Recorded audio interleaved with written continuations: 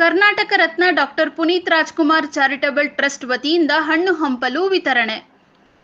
Karnataka Ratna doctor Puneeth Rajkumar charitable trust ಸಂಸ್ಥಾಪಕ ಅಧ್ಯಕ್ಷರಾದ ಶಿಲ್ಪಾ ಗೌಡ ಅವರ ನೇತೃತ್ವದಲ್ಲಿ ಕೆಆರ್ಪೇಟೆ ತಾಲೂಕಿನ ಬೂಕನಕೆರೆ ಗ್ರಾಮದಲ್ಲಿ ಶ್ರೀ ಧರ್ಮಸ್ಥಳ ಗ್ರಾಮಾಭಿವೃದ್ಧಿ ಯೋಜನೆಯ ವತಿಯಿಂದ ಆಯೋಜಿಸಿದ್ದ ಮದ್ಯವರ್ಜನ ಶಿಬಿರಾರ್ಥಿಗಳಿಗೆ ಕರ್ನಾಟಕ ರತ್ನ ಡಾಕ್ಟರ್ ಪುನೀತ್ ರಾಜ್ಕುಮಾರ್ ಟ್ರಸ್ಟ್ ವತಿಯಿಂದ ಹಣ್ಣು ಹಂಪಲುಗಳನ್ನು ವಿತರಿಸಲಾಯಿತು.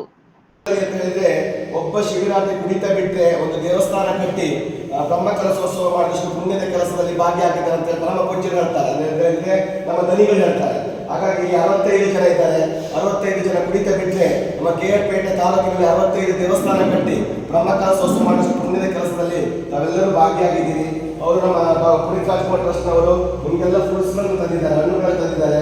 ಯಾಕಂತ ಹೇಳಿದ್ರೆ ಇಲ್ಲಿ ನಮ್ಮ ಅಡುಗೆ ಮನೆ ಇರ್ಬೋದು, ಈ ವ್ಯವಸ್ಥೆಗಳಿರ್ಬೋದು, ನಮ್ಮ ಛತ್ರದ ವ್ಯವಸ್ಥೆಗಳಿರ್ಬೋದು, ಯಾವ ರೀತಿ ಕುಂದಿದೆಯಾ, ಯಾವ ಕುಂದಿಲ್ಲ. ಹಾಲು ಕೊಟ್ಟಿದ್ದಾರೆ, ತರಕಾರಿ ಕೊಟ್ಟಿದ್ದಾರೆ, ಅಕ್ಕಿ ಕೊಟ್ಟಿದ್ದಾರೆ, ಬೇರೆ ಬೇರೆ ಯಾವುದೇ ಸಾಮಾನುಗಳು ಇವತ್ತು ಕೊರತೆ ಇಲ್ಲದಂತೆ ಇವತ್ತು ನಮ್ಮನ್ನ ಉಗ್ರಾಣ ಇವತ್ತು ತುಂಬಿದೆ, ಅಂದ್ರೆ ತುಂಬಿ ತುಳುಕ್ತಾ ಇದೆ. ಯಾಕಂತ ಹೇಳಿದ್ರೆ ಇಲ್ಲಿ ಇವರೆಲ್ಲ ಕೂತಂತವರೆಲ್ಲರೂ ನಿಮಗೆ ಸಹಕಾರ ಕೊಟ್ಟಿದ್ದಾರೆ ಇಲ್ವಾ? ಊಟಕ್ಕೆ ಕೊರತೆ ಇದೆಯಾ? ನೀರಿಗೆಲ್ಲ ಕೊರತೆ ಇದೆಯಾ?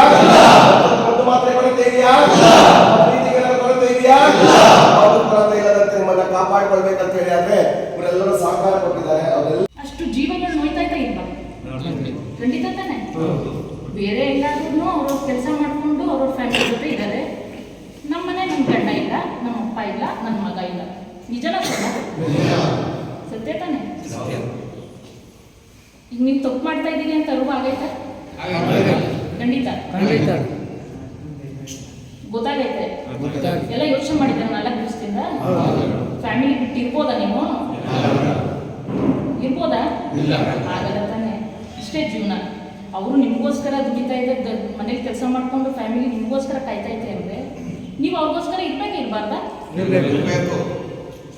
ಈಗ ನೀವೊಬ್ಬರು ಮನೇಲಿ ಪ್ರಾಬ್ಲಮ್ ಆಗಿ ನಿಮ್ಗೆ ಆರೋಗ್ಯಕ್ಕೆ ವ್ಯತ್ಯಾಸ ಆಗಿ ನೀವೋಗಿ ಏನಾದರೂ ಹೆಚ್ಚು ಕಮ್ಮಿ ಆಗಿ ಸೇರಿಕೊಂಡ್ರೆ ಮನೇಲಿರುವಂಥ ಗೃಹಿಣಿ ಏನು ಮಾಡ್ತಾರೆ, ಚಿಕ್ಕ ಪುಟ್ಟ ಮಕ್ಕಳು ಏನು ಮಾಡ್ತಾರೆ, ವಯಸ್ಸಾದ ಅಪ್ಪ ಅಮ್ಮ ಏನು ಮಾಡ್ತಾರೆ ಹೇಳಿ? ಆನ್ಸರ್ ಮಾಡಿ. ಮಾತಿಲ್ಲ.